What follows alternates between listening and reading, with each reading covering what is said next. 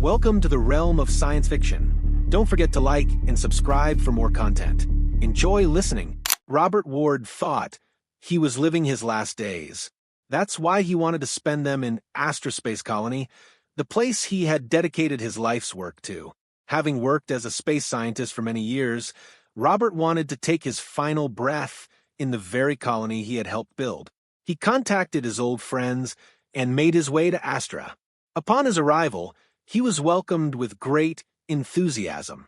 Scientists, engineers, and former colleagues all considered it a miracle that Robert had lived such a long life.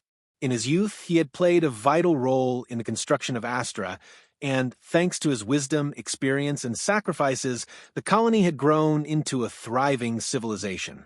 They provided him with a private living space, a room with a wide window offering a breathtaking view of the galaxy. He was given the best food, the highest quality care. Everyone did their best to ensure that his remaining days would be peaceful. The colony's leaders often sought his company, eager to learn from his past experiences and gain his advice. Young scientists surrounded him, hoping to absorb the knowledge he had accumulated over the years. Whenever Robert shared his memories, his eyes would sparkle. Though his body was tired, his mind remained sharp. However, after a few days, strange bruises began appearing on Robert's body. At first, he paid them no mind, but soon they started spreading. The colony's medical team noticed and immediately admitted him to their advanced hospital. Despite feeling exhausted, Robert remained conscious. The doctors worked tirelessly, running tests to understand the cause of his condition. The colony's inhabitants worried for their wise elder. No one knew for sure if these were truly Robert's final days, but they all wished for his recovery. By morning, colony leader Shuma assigned the best doctor to Robert. Dr. Nara was an exceptional physician, known not only for her medical expertise, but also for her studies on energy fields and biological resonance. When Nara entered Robert's room, she asked the other doctors to leave. She wanted to examine him alone. As soon as the door closed, she took a deep breath and observed the elderly man closely. His entire body had turned a deep shade of purple, his veins pulsing as if something were flowing within them. This was no ordinary illness, nor was it simply the result of old age. With her extensive knowledge, Nara quickly realized that an energy blockage was building up inside Robert's body. If this energy wasn't released, his physical form would continue to deteriorate. She pulled a chair next to his bed and sat beside him. Looking into his half-opened eyes, she spoke softly, reminding him of his past, of the colony he had built, the people he had worked with, the systems they had put in place. She needed to keep his mind awake, to give him a reason to hold on. But Robert did not respond. His eyelids remained slightly open, yet there was no sign of recognition. Undeterred, Nara kept talking to him throughout the day. She occasionally held his hands, hoping that the warmth of her touch would remind him he was still alive. But his body only grew colder. By nightfall, Nara made a decision. If the energy inside him didn't find a way out, she would lose him. She had to act. She lay beside him, pressing her hands gently against his chest. Her warm skin met his cold flesh like a spark trying to ignite a dying flame. Moving carefully, she applied subtle pressure, rubbing her hands against the skin in slow, deliberate motions, attempting to transfer some of her own energy into him. And then, suddenly, Robert took a deep, shuddering breath. His chest rose and fell as he gasped for air. His eyes flew open, and the first words that came from his lips were, "Are we alone? Let's do this." Nara blinked in surprise. She wasn't sure what he meant. "Do what?" she asked cautiously. It didn't take long for her to realize that Robert was trapped in a vivid hallucination, speaking words that revealed the deepest layers of his subconscious. "Yes, we're alone," she said gently. "Just follow my hand." She lifted her hand and moved it slowly, guiding his eyes to track its motion. Then she placed her hand on his leg and began massaging the area. As she worked, she noticed that his body was returning to its normal color. The purple hue faded, and warmth returned to his skin. Encouraged by this, she continued her technique, pressing, rubbing, even placing small kisses on his forehead, his cheeks, his hands, anything to stimulate his body's energy flow. For nearly an hour, she repeated this process, and it worked. By the end of the session, Robert opened his eyes fully, feeling a strange lightness in his body. The exhaustion and heaviness that had burdened him for so long had vanished. A wave of renewed energy surged through him, something he hadn't felt in decades. He sat up slightly and looked at Nara with deep gratitude. "Thank you," he said, his voice filled with emotion. Nara smiled, though her face showed signs of exhaustion. Robert chuckled, flexing his fingers and rotating his shoulders. "I feel like I just got my youth back." "I haven't felt this good in ages," he exclaimed. For the first time in years, a sense of excitement filled him. He had spent so much time on Astra, but now a thought crossed his mind. Maybe it was time for a new beginning.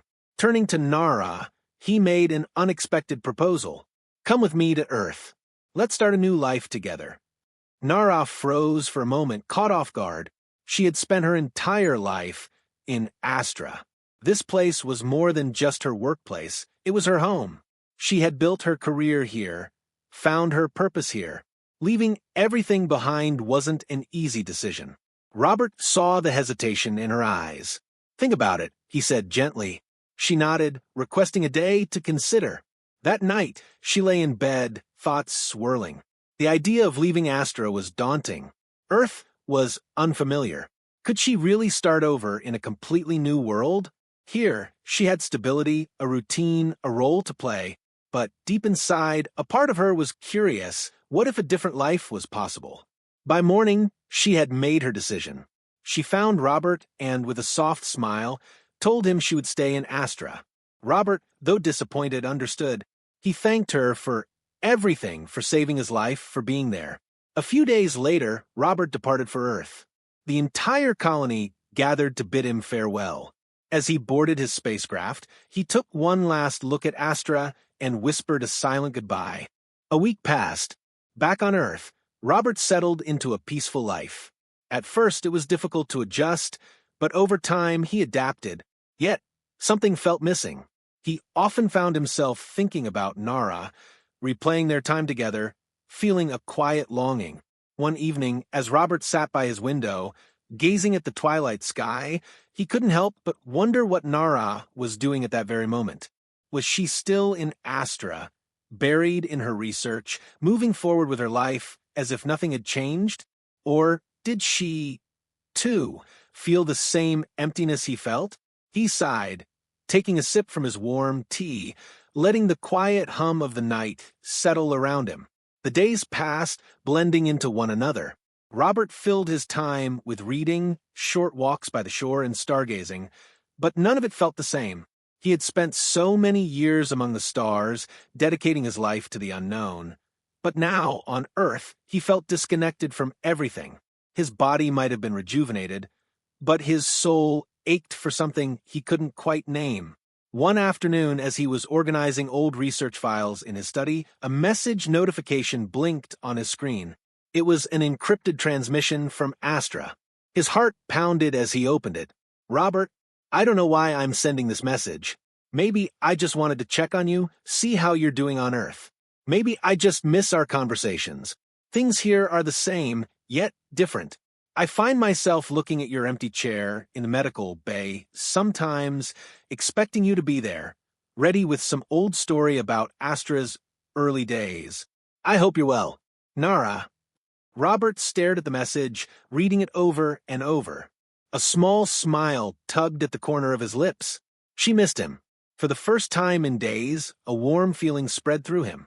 He took a deep breath and started typing. "Nara, hearing from you is the best thing that has happened since I returned. I won't lie, it's been an adjustment. Earth is beautiful, but I keep feeling like I left a part of myself back in Astra.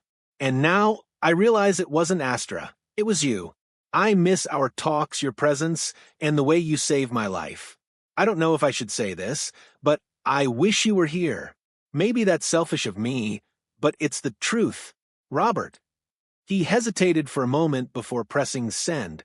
As soon as the message was transmitted, he exhaled deeply and leaned back in his chair. Days went by with no response. Robert tried not to check his messages too often, but each time he turned on his screen, he felt a pang of disappointment. Maybe he had said too much. Maybe she didn't feel the same way. One evening, just as he had given up hope of hearing back, his communicator beeped. He rushed to check it. "Robert, you're not selfish. You're honest. I won't pretend I feel the same. But leaving Astra is complicated. It's my home, my purpose. But these past few weeks, I've been questioning what I truly want. I don't have an answer yet. But I promise you this. I won't ignore what I'm feeling. Nara." Robert ran a hand through his hair, his heart racing. There was hope. That was enough. Time passed, and their messages became more frequent. What started as simple check-ins turned into long conversations about life, the past, their dreams, and what the future might hold. Nara shared her struggles, her fears about leaving behind the work she had built, while Robert spoke of how his days felt emptier without her. Then, one night, Robert received a final message. "Robert, I've made my decision. I'll see you soon." He read the words over and over, his heart pounding. He didn't know when or how, but she was coming. A week later, as the sun set on another quiet evening, Robert sat by his window again, lost in thought. Then a knock at the door startled him. He rose quickly, his breath catching in his throat. As he opened the door, his heart nearly stopped.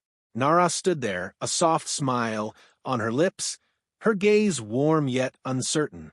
"I told you I'd see you soon," she said. Robert could barely believe it. "You're really here," he murmured. She nodded. "It wasn't easy to leave Astra, but something kept pulling me here, and I think we both know what that is."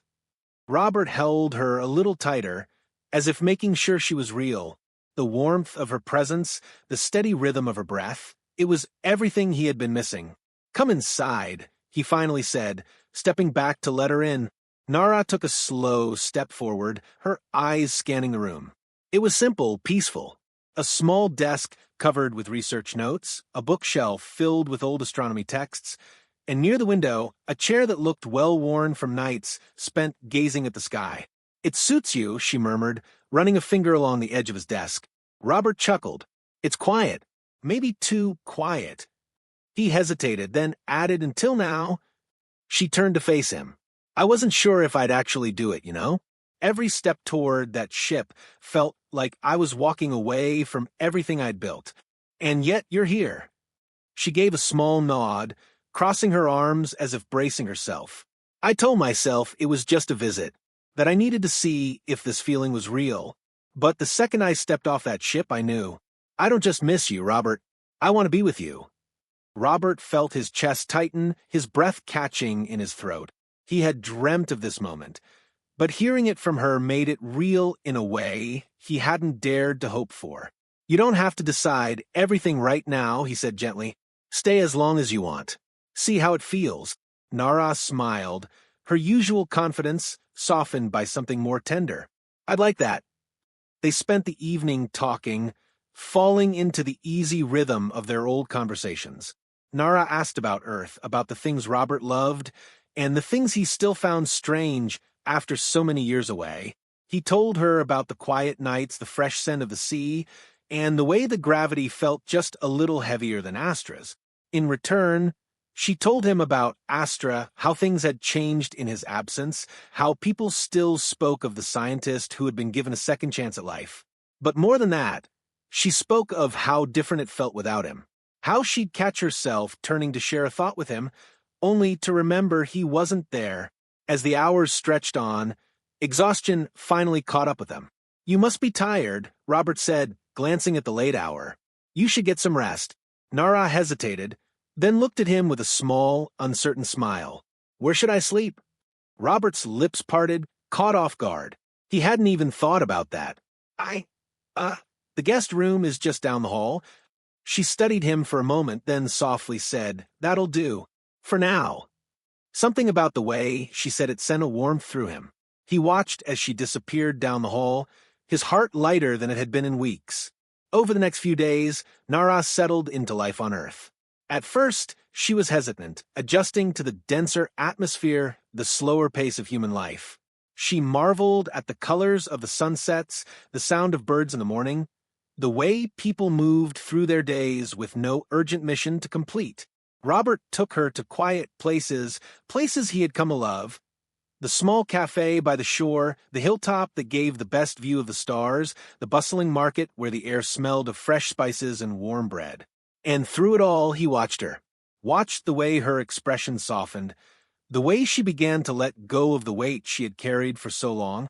One evening, as they sat on the beach watching the waves roll in, Nara let out a deep sigh. "I never realized how much I needed this," she admitted. "I was always so focused on the mission, on the next breakthrough. I never stopped to just be." Robert smiled. "That's what I had to learn, too. That life isn't just about the work we do. It's about the moments in between." She turned to him then, eyes searching his. "And you? What do you want?" His heart pounded. "You." The word was out before he could stop it, but he didn't want to take it back. Nara's breath hitched slightly, but then she smiled, reaching for his hand. "Then I think I've finally found my answer." Robert squeezed her fingers gently. "You're sure?" She nodded. "Yes, I'm staying." And just like that, the emptiness he had felt was gone. He wasn't just living, he was whole. And this time, he wouldn't have to say goodbye.